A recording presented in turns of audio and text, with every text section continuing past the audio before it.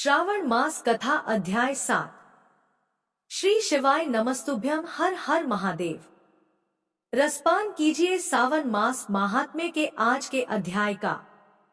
देवी पार्वती ने भगवान शिव से कहा, देव, अब आप सोमनाथ जी की महिमा का यथावत वर्णन भी कर दीजिए। महादेव जी कहने लगे, भामिनी, हेमंत, शिशिर और वसंत ऋतुओं में सोमनाथ की यात्रा करनी चाहिए, या फिर जब कभी भी आपके पास धन हो, मन में यात्रा के लिए उत्साह हो, या कोई पर्व आया हो, तभी वहां यात्रा की जा सकती है। श्रद्धा भक्ति ही यात्रा का मुख्य कारण है। अपने घर में कोई नियम लेकर मन ही मन भगवान शिव को प्रणाम करें, फिर विधिपूर्वक श्राद्ध करके अपने गांव की परिक्रमा करें। इसके बाद मौन और एकाग्रचित होकर मन और इंद्रियों को वश में रखते हुए यात्रा के लिए निकले। काम, क्रोध, लोभ, मोह, ईर्ष्या और चपलता का त्याग करके मनुष्यों को वहां की यात्रा करनी चाहिए। तीर्थ यात्रा में यज्ञों से भी बढ़कर पुण्य होता है। हे महादेवी, सोमनाथ जी की यात्रा के सिवा दूसरे किसी उपाय द्वारा सुगमता से स्वर्गलोक की प्राप्ति नहीं होती। जो मनुष्य पवित्र श्रद्धा भाव से युक्त होकर सोमेश्वर की यात्रा करते हैं, वे मनुष्य कलयुग में धन्य हैं। जैसे समुद्र के समान दूसरा कोई जलाशय नहीं है, उसी प्रकार प्रभास क्षेत्र के समान अन्य कोई तीर्थ नहीं है। जिसके हाथ, पैर और मन भली भांति वश में हो, जो विद्या, तप और कीर्ति से युक्त हो, वह तीर्थ के फल का भागी होता है। जो नियम से रहे, नियमित भोजन करें, स्नान और जप में तत्पर रहे तथा व्रत और उपवास करें, वह तीर्थ के फल का पूर्णतः भागी होता है। जो क्रोध रहित, सत्यवादी, दृढ़ता पूर्वक व्रत का पालन करने वाला तथा संपूर्ण प्राणियों के प्रति आत्मभाव रखने वाला है, वह तीर्थ के फल का भागी होता है। जो दरिद्र और धनहीन मनुष्य तीर्थ यात्रा में तत्पर होते हैं, उन्हें विशेष नियमों के बिना ही यज्ञ फल की प्राप्ति हो जाती है।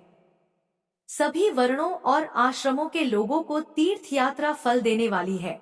जो दूसरे किसी कार्य से तीर्थ में जाता है और वहां स्नान करता है, उसके लिए मुनियों ने स्नान के आधे फल की प्राप्ति बताई है। इस लोक में पैदल तीर्थ यात्रा करने को उत्तम तप माना गया है। किसी सवारी से यात्रा करने पर तीर्थ में स्नान मात्र का ही फल मिलता है, यात्रा का नहीं।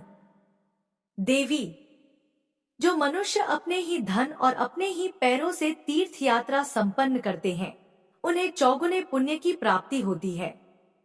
इंद्रियों को वश में रखते हुए भिक्षा में मिले हुए भोजन से जो तीर्थ यात्रा करते हैं, वे 10 गुना पुण्य फल प्राप्त करते हैं। छाता और जूता धारण न करके भिक्षा में मिले हुए भोजन और इंद्रिय संयम पूर्वक तीर्थ यात्रा करने वाला ब्राह्मण भयंकर से भी भयंकर पापों से मुक्त हो जाता है। दान ग्रहण न करने वाले मनुष्य की यात्रा 10 गुना पुण्य देने वाली है। जो ब्राह्मण लोभवश क्षेत्र में दान की रुचि रखता है, उस दूषित हृदय वाले के लिए ना तो यह लोक सुखद होता है, ना ही परलोक। अगर शूद्र ब्राह्मण का वेश धारण करके तीर्थ में दान ग्रहण करता है, तो वह तत्काल तृण और काष्ठ के समान भस्म हो जाता है और नरक में गिर जाता है। इसलिए औरों की तो बात ही क्या है, ब्राह्मणों को भी थोड़ा भी प्रतिक्रिया नहीं स्वीकार करना चाहिए। तीर्थ 2 प्रकार के होते हैं, कृत और अकृत। जो स्वकीय भाव से युक्त है, अर्थात जो अपने ही धन और अपने ही पैरों से यात्रा करते हैं, किसी सवारी का प्रयोग नहीं करते और अपने हृदय में उत्तम भाव रखता है, वही इन दोनों प्रकार के तीर्थों का संपूर्ण फल प्राप्त करता है। जो मनुष्य दूसरे के अन्न से जीविका चलाते हुए यात्रा करता है, वह उस तीर्थ यात्रा के संपूर्ण फल का 16वां भाग प्राप्त करता है। असमर्थ, अंध, पंगु और यायावर अर्थात जो एक गांव से दूसरे गांव में रात भर डेरा डालते हुए सदा विचरता रहता है, उस साधु या फिर मुनि को यायावर कहते हैं। जो दूसरों से अन्न लेने के लिए विवश है, उनका प्रतिग्रह दोष रहित माना गया है। जो तीर्थ से भी मनुष्य ब्राह्मणों को स्नान की सुविधा तथा खानपान आदि देता है, वह तीर्थ जनित संपूर्ण फल को प्राप्त कर लेता है। इष्ट देव, गुरु और माता पिता को स्वेच्छा अनुसार पुण्य प्रदान करने वाला पुरुष 8 गुने फल का भागी होता है। स्नान, दान, तप, होम, स्वाध्याय, देव पूजा आदि पुण्य कर्म का ही सर्वत्र दान होता है, पाप कर्म का नहीं। तीर्थ में जाकर पिता, माता, भाई तथा गुरु जिसके उद्देश्य से भी मनुष्य गोता लगाता है, वह उस तीर्थ स्नान के पुण्य का द्वादशांत प्राप्त कर लेता है। इसलिए वेद के बल का भरोसा करके प्रतिग्रह लेने में कभी रुचि ना रखे। वेद बेचने वाले पुरुष का स्पर्श कर लेने पर स्नान करने का ही विधान है। राजा के दरबार में और विशेषता तीर्थ और महातीर्थ में रहने वाले विद्वान को वेदों को कभी नहीं बेचना चाहिए। जो तीर्थ सेवी ब्राह्मण देने पर भी दान ना ले, वही वास्तव में तीर्थ करता और अपने पूर्वजों को भी पवित्र कर देता है। कहीं और किया हुआ पाप भी तीर्थ में क्षीण हो जाता है, लेकिन तीर्थ में आकर किया गया पाप अन्य स्थानों में भी कभी नष्ट नहीं होता। तीर्थ सेवन करने वाला जो ब्राह्मण अत्यंत क्लेशग्रस्त होने पर भी किसी से दान नहीं लेता, सदा सत्य बोलता है, अपने मन को संयम में रखकर ध्यानस्थ रहता है, उसी के लिए तीर्थ उपकारक होता है। सतयुग में पुष्कर, त्रेता में नैमिषारण्य, द्वापर में कुरुक्षेत्र और कलयुग में प्रभास क्षेत्र मुख्य माना गया है। एक मनुष्य सहस्त्र युग युगों तक एक पैर से खड़ा होकर तपस्या करता है और दूसरा केवल प्रभास तीर्थ की यात्रा करता है, और ऐसे में दोनों का ही फल एक समान है। प्रभास तीर्थ में पहुंचकर मनुष्य सवारी छोड़ दे और अपने ही पैरों से पैदल चले, नाचते हंसते गाते और कीर्तन करते हुए सोमेश्वर देव के समीप जाए। वहां सबसे पहले जटाजूटधारी भगवान शिव का दर्शन करें। सोमनाथ जी के सम्मुख स्थित हुए उस पुरुष को देखकर पितर सदैव संतुष्ट होते हैं। पितामह हर्ष ध्वनि करते हैं और कहते हैं, हमारे वंश का सुपुत्र हमें तारने के लिए आया है। सोमनाथ जी के समीप जाकर पहले शौर कराएं, तीर्थ में उपवास करें। गंगा जी के समान कोई तीर्थ नहीं है, कृष्ण के समान दूसरी गति नहीं है, गायत्री के समान दूसरा जपने मंत्र नहीं है, व्याहरति होम के समान होम नहीं है, और तीर्थ में उपवास करने से बढ़कर और कोई ऐसा उपाय नहीं है जो पापियों के सब पापों को शांत करने वाला तथा सत्पुरुषों को उनके अभीष्ट मनोरथ को देने वाला हो। देव स्थान में उपवास करने का विशेष विधान है। उपवास ही ब्राह्मण का श्रेष्ठ तप कहा गया है। छठे समय भोजन करना शूद्रों के लिए महान तप है। वर्ण शंकरों के लिए एक दिन का उपवास ही श्रेष्ठ तप है। अगर शूद्र छठे काल से अधिक उपवास करे, अर्थात वह 3 दिन से अधिक समय तक बिना भोजन किए तप करता रहे, तो राष्ट्र की हानि होती है और राजा के लिए महान उपद्रव प्राप्त होता है। शूद्र को चाहिए कि वह कुशा ना उखाड़े, कपिला गौ का दूध ना पिए, पीपल के पत्ते पर भोजन ना करें और यज्ञ का पड़ोरास ना खाए। शूद्र के कर्म केवल देवता आदि को नमस्कार करने मात्र से ही सिद्ध हो जाते हैं। मंत्र युक्त प्रार्थना की कोई आवश्यकता ही नहीं रहती। शूद्र के लिए जिन कर्मों का निषेध किया गया है, अगर वह उन्हें करता है तो वह अपने पितरों के साथ घोर नरक में डूब जाता है। जिसने अपनी 11 इंद्रियों को वश में कर लिया है, वही तीर्थ का फल पाता है। दूसरे अजितेंद्रिय मनुष्य केवल क्लेश के भागी होते हैं। जो मनुष्य तीर्थ में पितरों का श्राद्ध और स्नान करता है तथा सब प्राणियों के हित में संलग्न रहता है, वही तीर्थ के पूर्ण फल को पाता है। जो पाखंडी, लोभी और पर स्त्री परायण होकर तीर्थ यात्रा करता है, वह केवल पाप का ही भागी होता है। महादेवी ऐसा जानकर मनुष्य विधि पूर्वक तीर्थ यात्रा करे। पहले तीर्थ में उपवास करके श्रद्धा युक्त होकर दृढ़ता पूर्वक उत्तम व्रत का पालन करे। उसके बाद वहां भोजन करें। ब्राह्मण को उस दिन कहीं भी पराया अन्न नहीं खाना चाहिए।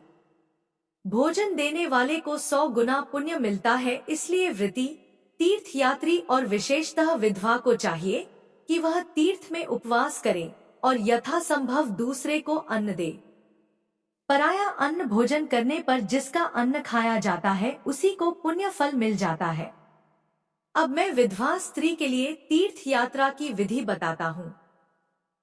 विधवा को उचित है कि वह रोली, चंदन, पान, पुष्प, माला, रंगीन वस्त्र, शया आदि बिछावन, अशिष्ट मनुष्य से वार्तालाप, दोबारा भोजन, पर पुरुष की ओर देखना और हंसना छोड़ दे, जोर जोर से बोलना, जूते पहनना, नृत्य और गीत को त्याग दे, केश रखना, आंखों में काजल लगाना, उपटन लगवाना, कुलटा स्त्रियों से बात करना और पंडिताई दिखाना छोड़ दे। यति, ब्रह्मचारी और विधवा ये नित्य स्नान और श्वेत वस्त्र धारण करें। सतयुग में तप उत्तम है, त्रेता में ध्यान, द्वापर में यज्ञ और कलयुग में केवल दान श्रेष्ठ धर्म बताए गए हैं। मुनि लोग प्रभास में पहुंचकर कृष चांद्रायण आदि तप करते हैं और दूसरे लोग कलयुग में प्रभास क्षेत्र में जाकर ब्राह्मणों को विधि पूर्वक दान देते हैं, किंतु वे उस दान से ही तपस्या का फल पा लेते हैं। धान्य, रत्न, गुड़, सुवर्ण, तिल, रुई, शक्कर, घी, नमक और चांदी यह 10 पर्वत कहे गए हैं, अर्थात धान्य पर्वत, रत्नमय पर्वत आदि रूप से इन वस्तुओं के पर्वत ढेरी का दान करना चाहिए। गुड़, घी, दही, मधु, जल, रुई, तिल, कंबल, रत्न और नमक, ये 10 प्रकार की वस्तुएं धेनु मानी गई हैं। इनकी धनु का दान किया जाता है। इन दानों में से कोई ना कोई एक दान विभिन्न तीर्थों में अवश्य ही करना चाहिए। महादेवी सरस्वती समुद्र संगम में विद्वान ब्राह्मण के लिए गृहस्थ उपयोगी वस्तु और सर्वस्व दान करना चाहिए। बहुत हो या थोड़ा, ब्राह्मणों को प्रिय वस्तुओं का ही दान करना चाहिए। जिस तीर्थ में शिवलिंग तथा निर्मल जल वाला जलाशय हो वहां पहले अग्निहोत्र करके विशिष्ट दान देना चाहिए। प्रत्येक तीर्थ में देवताओं और पितरों का तर्पण, श्राद्ध, दक्षिणा सहित दान तथा गोदान करना चाहिए, यह आवश्यक विधि है। देवताओं को स्नान कराकर चंदन लगाए और फिर उनकी पूजा करें। पृथ्वी का भी भक्ति पूर्वक पूजन और लेपन करें। देव मंदिर में चूना लगाकर उसे सफेद करें। अगर मंदिर पुराना हो गया हो तो उसका जीर्ण उद्धार कराएं। देव सेवा के लिए फुलवाड़ी लगाए, निर्मल जल का कुआं बनवाएं और वन उपवन का निर्माण कराएं।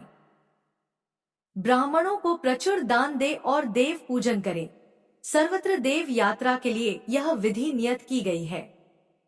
प्रसिद्ध तीर्थ में महादान और मध्यम में मध्यम श्रेणी का दान करें।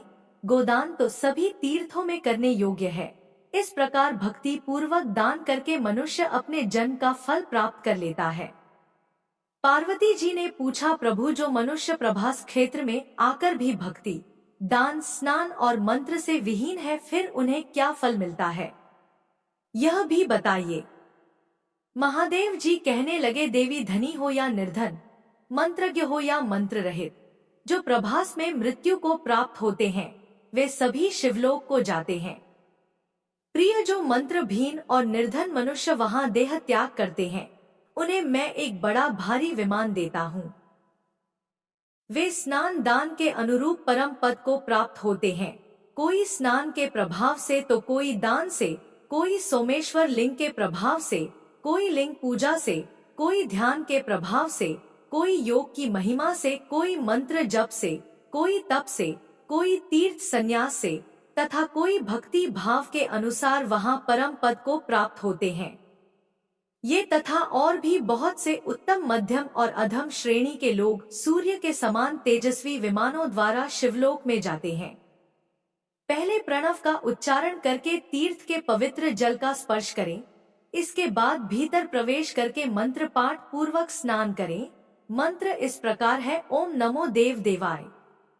जो सच्चिदानंद स्वरूप देवताओं के भी देवता कंठ में नीला चिन्ह धारण करने वाले, दंडधारी, सुंदर हाथ वाले, चक्रधारी और विश्व के उत्पादक है, उन भगवान रुद्र को नमस्कार है, नमस्कार है।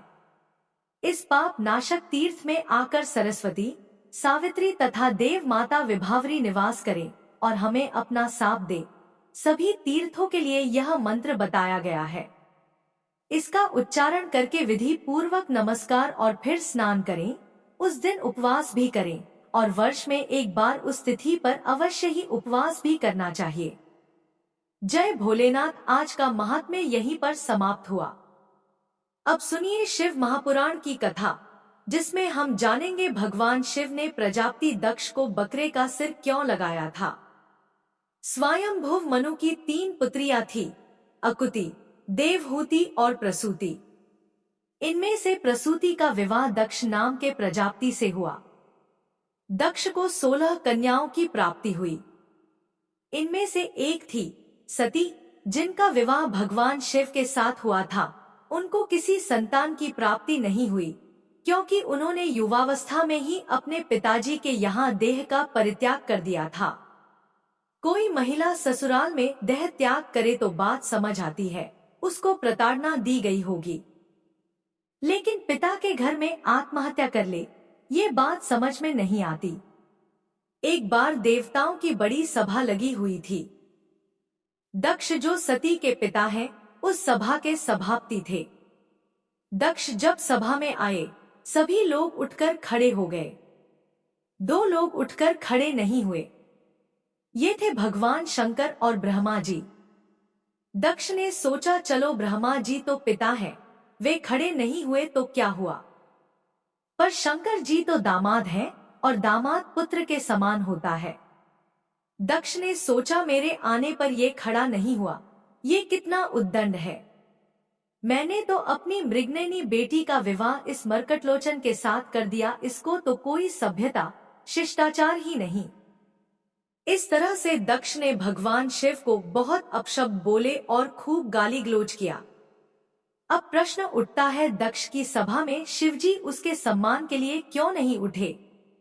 तो इसका उत्तर है, शिवजी का उद्देश्य दक्ष का अपमान करना नहीं था। वे तो भगवान के ध्यान में ऐसे निमग्न बैठे थे कि उनको पता ही नहीं लगा दक्ष कब आया। जब दक्ष गाली देने लगा तब उनका ध्यान टूटा।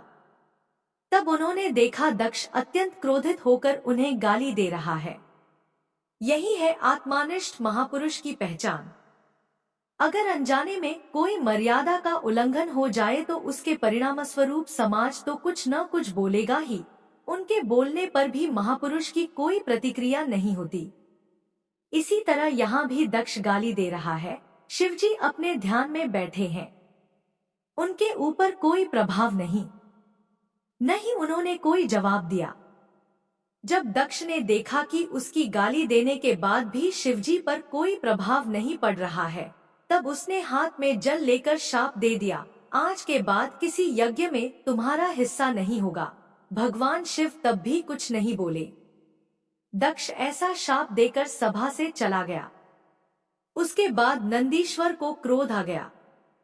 उन्होंने दक्ष को शाप दे दिया, मेरे आराध्य को अकारण शाप दिया। तू इतनी देर से मैं कर रहा है, मैं शिव का ससुर हूँ, मैं सभापति हूँ।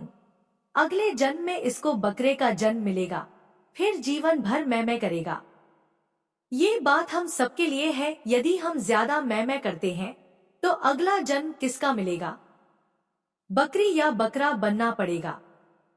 नंदीश्वर ने दूसरा शाप ब्राह्मणों को दे दिया, तुम लोग दक्ष जैसे दुष्ट के यहाँ यज्ञ करने आए हो, तुम्हारी विद्या केवल जीविका के लिए रह जाएगी, तुमको ज्ञान कभी नहीं होगा। अब ब्राह्मणों के गुरु भृगु ऋषि बड़े क्रोधित हुए। वो बोले, हमने क्या किया, हमें तो अकारण ही शाप दे दिया। उन्होंने भगवान शंकर के गणों को शाप दे दिया, जितने भगवान शंकर के भक्त हैं सब पाखंडी हो जाएंगे, न स्नान करेंगे, न ठीक से पूजा करेंगे, भांग खाएंगे और हड्डियों की माला पहनेंगे। ये सब चीजें तामसी हैं। आज जो हमें शिव भक्त गांजा पीते, शमशान की राख लपेटे, हड्डियों की माला पहने दिखते हैं, वे शाप के कारण। भगवान शंकर तो एकदम सात्विक हैं। क्या वे अपने भक्तों को इन तामसिक प्रवृत्तियों के लिए अनुमति देंगे? उन्होंने अनुमति नहीं दी। ये तो भृगु जी का शाप लगा हुआ है। भगवान शंकर ने देखा शापाशापी बढ़ रही है, अब यहाँ से चलना ठीक है। उन्होंने गणों को संभाला और कैलाश चले गए। एक दिन दक्ष ने कनखल क्षेत्र में यज्ञ का आरंभ किया। उसने ऐसा दुराग्रह किया कि यज्ञ में मैं विष्णु की तो पूजा करूंगा पर शिव जी की नहीं। देवों ने उससे कहा कि तेरा यज्ञ सफल नहीं होगा, फिर भी उसने दुराग्रह से यज्ञ किया।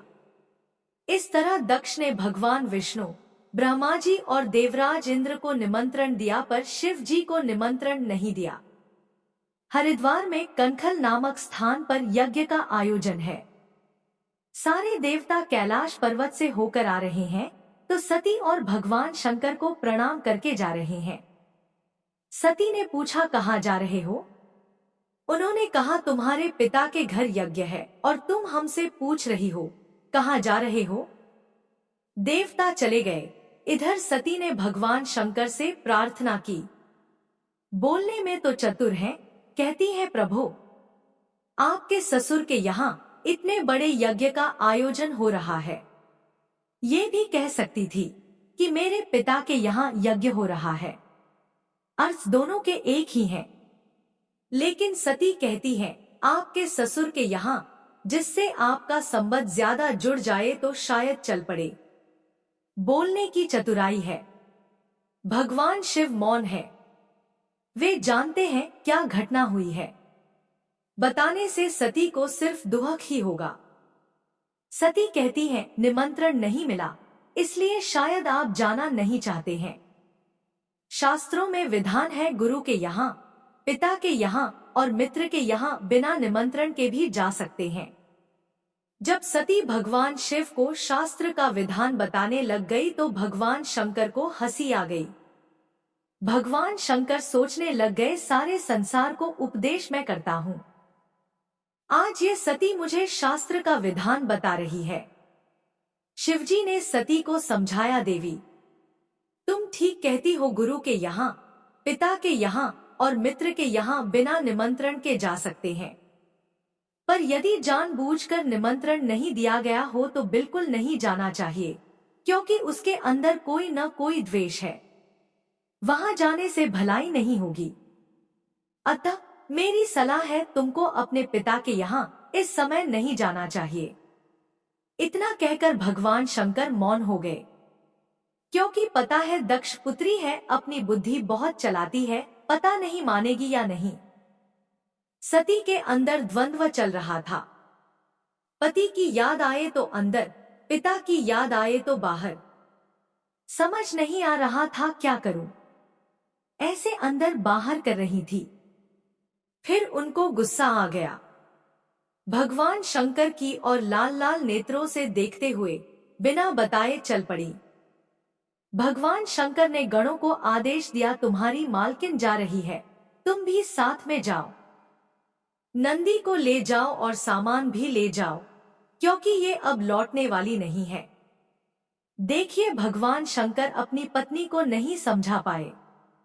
आपकी पत्नी आपकी बात न माने तो दुखी मत होना, सोच लेना, ये तो सृष्टि की परंपरा है। ब्रह्मा जी अपने बेटों को नहीं समझा पाए, शंकर जी अपनी पत्नी को नहीं समझा पाए, तो आप क्यों दुखी होते हो? ये दुनिया ऐसे ही चलती है। सती चली गई। भगवान शंकर को कोई चिंता नहीं, वे ध्यान में बैठ गए। अपने पिता दक्ष के यहाँ जाकर सती ने देखा भगवान शंकर का कोई हिस्सा नहीं था। क्रोधित होकर उन्होंने अपने पिता से कहा, मूर्ख, क्या महादेव जैसे देवता दुनिया में हैं? सती ने कहा, दक्ष, तुमको छोड़कर इस विश्व में कौन ऐसा व्यक्ति होगा जो शिव का विरोधी होगा? कोई विष्णु का विरोधी हो सकता है, ब्रह्मा का विरोधी हो सकता है, पर शिव का विरोधी तो रावण भी नहीं था, कुंभकर्ण भी नहीं था, जरासंध भी नहीं था, हिरण्यकशिपु भी नहीं था। ये सब शिव भक्त थे। शिव इतने दयालु, इतने कृपालु हैं कि अपने भक्तों के लिए अपना सब कुछ दे देते हैं, अपना भी ध्यान नहीं रखते। तुमने उनका विरोध किया। शास्त्र में लिखा है, जहाँ गुरु का और भगवान का विरोध हो रहा है तो कानों में उंगली लगाकर वहां से चले जाओ। जो सुनेगा और विरोध नहीं करेगा उसको भी पाप का भागी बनना पड़ता है। सती कहती है, मैं तेरी जीभ तो नहीं काट सकती, पर अब मैं लौटकर कैलाश भी नहीं जा सकती। शिव तो परम दयालु हैं, वे तो स्वीकार कर लेंगे, परंतु दुष्ट दक्ष, ये शरीर तेरा दिया हुआ है। तेरे जैसे दुष्ट के दिए शरीर से मैं वहां नहीं जा सकती। वो मुझे दक्षपुत्री कहकर बुलाएंगे तो मेरे लिए मरने के समान हो जाएगा।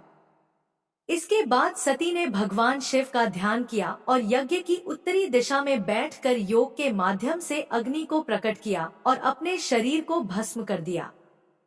अब तो हाहाकार मच गया। शिवजी के रुद्र यज्ञ का विध्वंस करने लगे। भृगु जी ने देवताओं को प्रकट किया और रुद्रगणों को मार मार कर भगा दिया।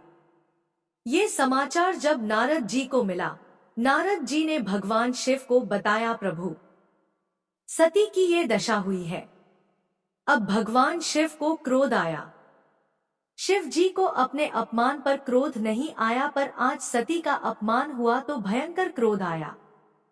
उन्होंने अपनी एक जटा उखाड़ी और जमीन पर पटक दी। उससे एक विलक्षण पुरुष प्रकट हुआ जिसके 3 नेत्र थे, भयंकर विशाल शरीर वाला था, हाथ में त्रिशूल लिए वीरभद्र भगवान थे। वीरभद्र ने शिव जी को प्रणाम किया और बोला, क्या आदेश है? शिव जी ने कहा, एक ही आदेश है, दक्ष को मार डालो, यज्ञ को विध्वंस कर दो। वीरभद्र जी उत्तराखंड होते हुए हरिद्वार की तरफ पहुंचे। अपराह्न का समय था, दोपहर के 3 बज रहे थे। यजमान लोग विश्रामशाला में थे, पंडित और देवता लोग यज्ञशाला में थे। वहां जाकर वीरभद्र ने यज्ञ को विध्वंस कर दिया। यज्ञशाला के डंडे उखाड़ दिए, बांसों से यजमानों की, देवताओं की, पंडितों की पिटाई की। यज्ञ में भगदड़ मच गई। वीरभद्र ने 4 लोगों को पकड़ लिया, एक तो यजमान दक्ष को, एक आचार्य भृगु जी को अर्थात जो यज्ञ करा रहे थे, और 2 देवता जो शिव के विरोधी थे, पूषा और भग। सबसे पहले दक्षिणा आचार्य को मिली। शास्त्रों में कहा है, आचार्य को डबल दक्षिणा दी जाती है। उनके दाढ़ी और मूंछ एक साथ उखाड़ दिए, क्योंकि वो अपनी बड़ी बड़ी दाढ़ी फटकार करके शिव जी को सजा देने के लिए इशारा कर रहे थे। अब पूषा के दांत निकाल दिए, क्योंकि जब दक्ष शिव जी को गाली दे रहा था, पूषा अपने बड़े बड़े दांत निकालकर हंस रहा था। इसका अर्थ है, यदि हम अपने शरीर की किसी भी इंद्रिय का उपयोग दूसरों के अहित के लिए करेंगे तो वो अंग बेकार हो जाएगा। पूषा ने दांतों का दुरुपयोग किया। भग देवता की आंखें निकाल ली, क्योंकि वो दक्ष को आंखों से इशारा कर रहा था और गाली दो और गाली दो। अब वीरभद्र ने दक्ष के गले पर तलवार मारी, पर वो मरा नहीं। वीरभद्र ने भगवान शिव का ध्यान किया और दक्ष की गर्दन मरोड़कर तोड़ डाली। फिर उसके सिर को हवन कुंड में भस्म कर दिया। इस तरह से दक्ष का यज्ञ विध्वंस हो गया। विध्वंस इसलिए हुआ क्योंकि ये यज्ञ धर्म की दृष्टि से नहीं था, ये तो शिव जी के अपमान के लिए था। यहाँ सीखने की बात है, यदि किसी कार्य का आरंभ गलत भाव रखकर किया जाए तो वह कार्य सफल नहीं होता है। ऐसे बहुत से काम होते हैं, बाहर से दिखाई देगा जैसे ये धर्म का काम हो रहा है, पर उनका उद्देश्य गलत होने से वो अधर्म का काम होता है। यज्ञ विध्वंस होने के बाद ब्रह्मा जी सभी देवताओं को लेकर शिव जी के पास पहुंचे और उनसे प्रार्थना करने लगे। भगवान शंकर के पिता है ब्रह्मा जी। शिव जी बोले, पिताजी आप प्रार्थना मत करिए, आप आज्ञा करिए, क्या करना है? ब्रह्मा जी ने कहा, देखो यजमान को जीवित कर दो। दक्ष यज्ञ पूरा किए बिना मर गया है। भृगु जी की दाढ़ी मूंछ अभी तक नहीं आई है, उनको दाढ़ी मूंछे आ जाए, ऐसी व्यवस्था कर दो। पूषा को दांत मिल जाए, भग देवता को आंखें मिल जाए, बस हम इतना ही मांगते हैं। भगवान शिव हमेशा अपनी मस्ती में रहते हैं। बोले, अभी कर देता हूँ, इसमें कौन सी बड़ी बात है। अपने एक गण को बोला, किसी बकरे का सिर काट कर ले आओ। बकरे का सिर ही क्यों मंगाया, हाथी का, शेर का, किसी का भी मंगा लेते। भगवान शिव ने सुना था कि नंदीश्वर ने दक्ष को शाप दिया है कि अगले जन्म में ये बकरा बनेगा। भगवान शिव ने सोचा, अगले जन्म में क्यों, इसी जन्म में बना देता हूँ। बकरे का सिर मंगाया और दक्ष के शरीर में जोड़कर उसे जीवित कर दिया। दक्ष जीवित हो गया। उसने भगवान की स्तुति की और क्षमा याचना की। सती माता ने फिर से पार्वती के रूप में जन्म लिया। फिर कठिन साधना की और भगवान शिव के साथ उनका विवाह हुआ। अब उनकी बुद्धि अडोल थी। सती जी अब पार्वती रूप में अपनी ज्यादा बुद्धि नहीं लगाती हैं। वे जानती हैं जो पहले हुआ वो ज्यादा बुद्धि लगाने के कारण हुआ। हर हर महादेव। अगर वीडियो पसंद आई तो हमारे चैनल को सब्सक्राइब करें। धन्यवाद।